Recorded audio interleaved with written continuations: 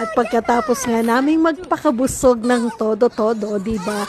Ay tumuloy na nga kami dito sa Skyland Tower at least may experience ng mga bata, di ba? Yung nasa taas ka or nasa tuktok na pinapanood mo yung Niagara Falls. And then, syempre, ayan, abay, todo-todong exercise ang ginawa namin dyan. At talaga naman pong napakahabang lakad, diba? So, pagkatapos mong kumain ay eto, bigla kang maglalakad ng napakalayo. So, parang hindi rin sulit, diba, yung kinain mo, diba?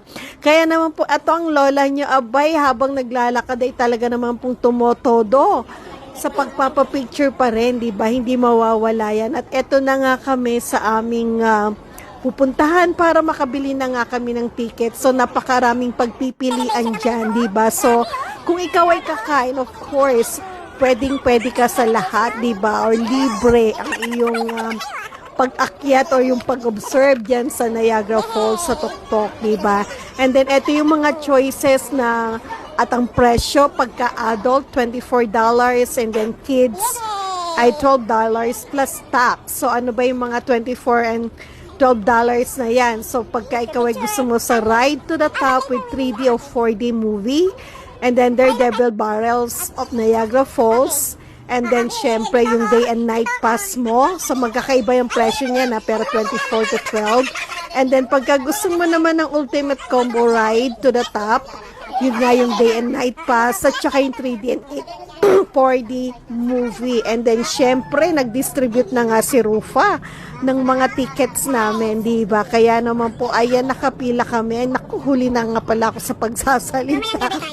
So, bago nga pala kami pumasok sa elevator, then syempre hindi mawawala yung pagpapapicture muna para at least may souvenir, diba? And then habang kami nasa elevator, abay talaga nag-aagawan kami ng pwesto para naman videohan namin yung aming pag-akyat, diba? Habang umakyat kami ay makikita namin yung itong mga nasa tuktok ko yung Niagara Falls. At eto, paikot-ikot na kami, diba? So, napakarami niyan, diba? Na sobrang lamig, diba? Kasi nasa tuktok kami. And then, syempre, eto, isa sa mga attractions din ay makikita mo yung mga towers sa buong mundo. At napansin ko na pinakamarami ay ang Niagara Falls na merong mga towers, diba? So, isa na nga dyan yung sa, of course, yung kilalang-kilala ay ang CN Tower. At syempre, eto na nga, kinantahan namin si Janus ng happy birthday niya. And then, ang picture-picture, nagkulitan. Abangan niyo yung susunod